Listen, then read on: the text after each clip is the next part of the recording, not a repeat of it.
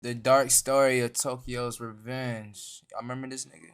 YouTube, please don't copyright my shit. Please don't copyright my shit. Throughout the underground rap scene, only God knows how many people have been accused of horrific activities involving women or underage women. Y'all niggas nasty. But most of these accusations don't actually come with concrete evidence, except for the case of Tokyo's revenge. In this situation, it would cause This nigga, oh my god, he stole X Flow and did some wild shit with it. an uproar in the scene at the time because he was actually up and coming and seemed to have a really bright future ahead of him. This is the dark story of Tokyo's revenge. This story involves an artist named Tokyo's Revenge who would do just about anything to have everybody forget this happened, but unfortunately, this is the internet. Tokyo was born on November 13, 1998, making him at least 22 at the time all of this went down. The actual age of Tokyo would not come out until years later because he chose to keep most of his private life exactly that, private. In hindsight, seeing what he was actually doing behind the scenes, this makes a lot of sense.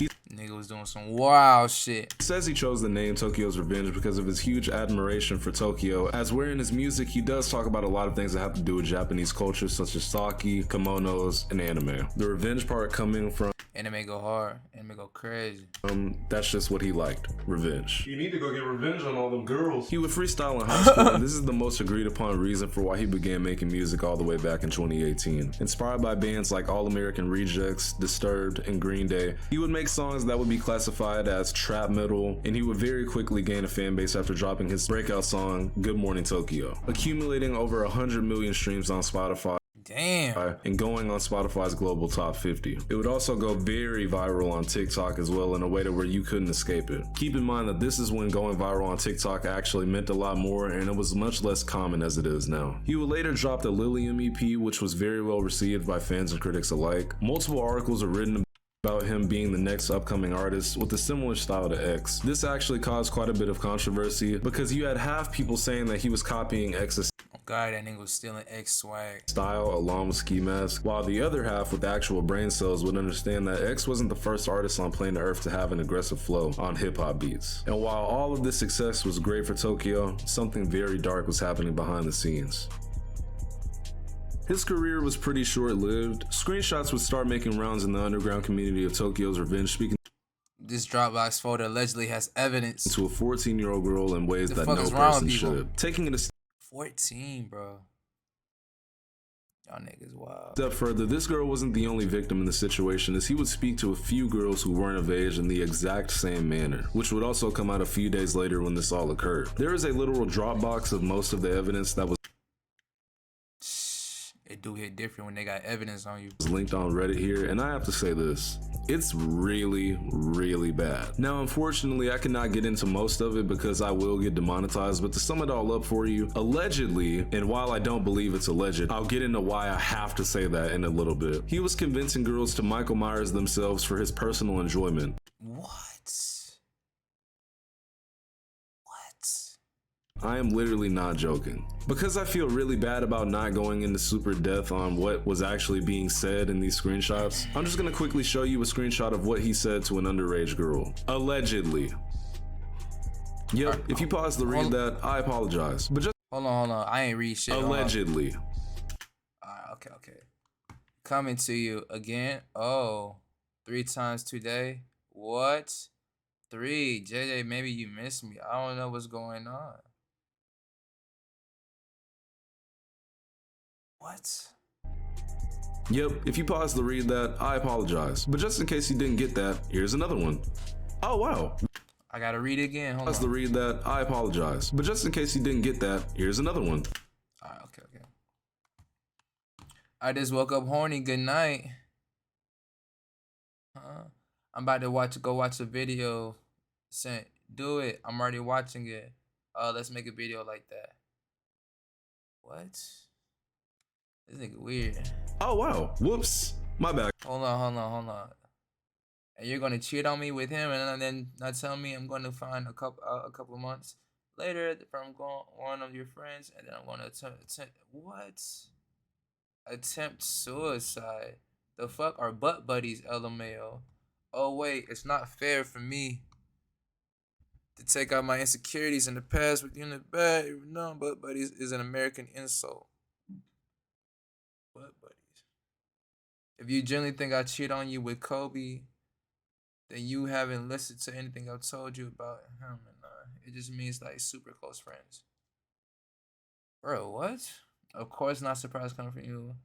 Obviously, I don't think you would actually just cheat and read a mess.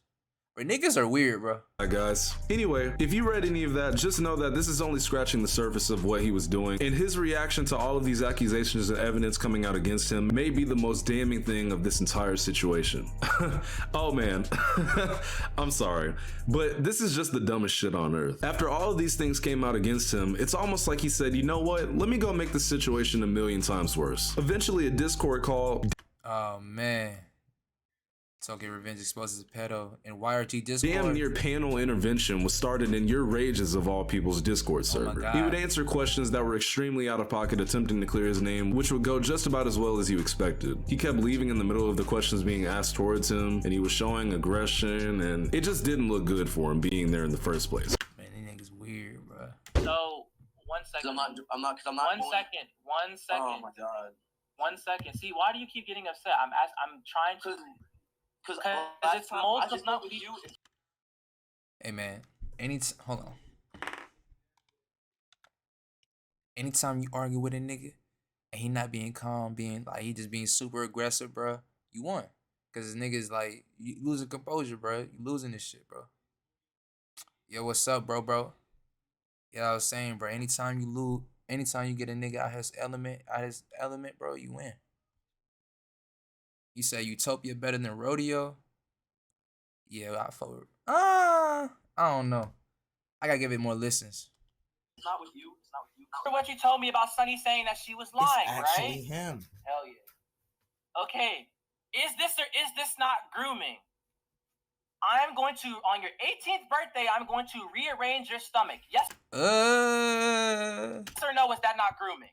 Yes or no? OD. Just answer the question. That's OD. Is that not grooming, Tokyo? Yes That's or no? OD. That's your choice. Literally. That's OD. Is that not grooming? Yes or no? Hey, I said bro, yes or no, bro. this Come on. nigga. Tokyo, you don't. It doesn't look good if you don't answer the question. I asked a yes or no question. It's not that hard to answer. The screenshot's not proof, nigga, because it literally shows up.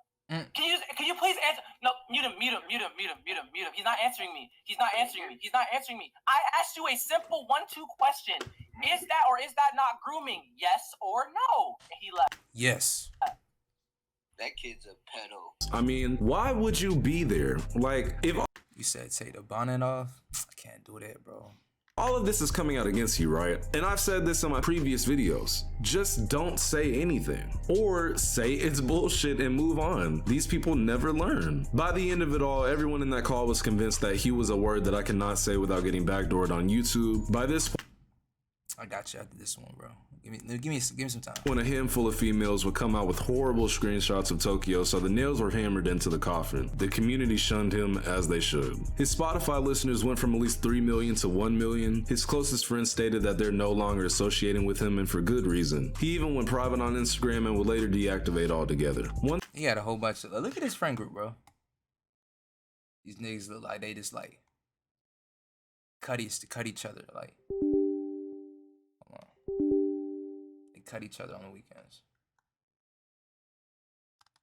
One thing that was interesting about this whole situation was just how big it had gotten. This could be because right before all of these things came out, he was rising rapidly. He had a song with 24K Golden, Kid Leroy's Trash Ass, and even more. It really I ain't know, Kid Leroy kind of fun, I ain't gonna lie. seemed like he would be next up, and at this time he had quite a bit of eyes on him. So I did say earlier I would explain why I had to emphasize that this is all alleged, even though I'm pretty sure it's not. I'm gonna explain that real quick. So Blackie Speaks and I'm Dante would make videos on this situation at the time that this happened. Now of course, Shout out my nigga, I'm Dante. Dante and Blackie Speaks are massive, still to this day. Their videos were both removed, and at first people assumed that this was because the allegations were false, but that's not why they were removed at all. But a lot of people started hitting me up, messaging me like, bro, why'd you take the video down? Where's the video at? Why'd you take the video out on this, that, bro? Basically, Tokyo messaged me and said that if the video wasn't taken down, then his label was gonna be forced to take legal action. Right? If the video wasn't taken down, his label was gonna be forced to take legal action, bro. You sell that. So the Tokyo Revengers, man, I don't know if you remember him, bro, but like he got caught in some pedophilia shit, bro, some grooming shit with some underage girls. So some wild shit. That's why it's like the nigga fell off for real, for real. They're gonna sue me, bro. And he was like, he's basically said, yeah.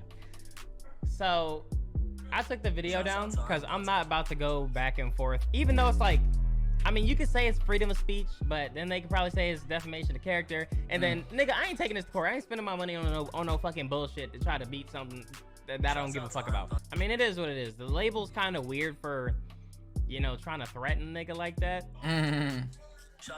That's what labels do. They're kind of weird for trying to threaten a nigga like that because one of their artists did something that they weren't supposed to do. And I just called them out because, like, that's my homie. And I even though that's my homie, that don't mean that, like, a nigga still is not supposed to get checked. So I feel like his label was trying to do damage control, and Just a repost from Andante Against Learning. This is the last time speaking on the situation. Why'd you leak the video just in the Tokyo situation? You were the only big YouTuber that Tokyo content me told me his label's gonna sue me. Wow, right? funny thing about the internet is once it's up, it'll never go away. Facts. Dante's and Blackie Speaks video would get re-uploaded by other channels and the damage was done. That's why I was moderately apprehensive That's why you gotta watch out what you put on the internet. about even making this video alone. You can never be too safe, so I have to keep saying allegedly. Tokyo's Revenge is seemingly trying to make a comeback like niggas just forgot. And I just think hold on. Tokyo's Revenge is seemingly trying to make He getting some views though, like 500K. a comeback like niggas just forgot.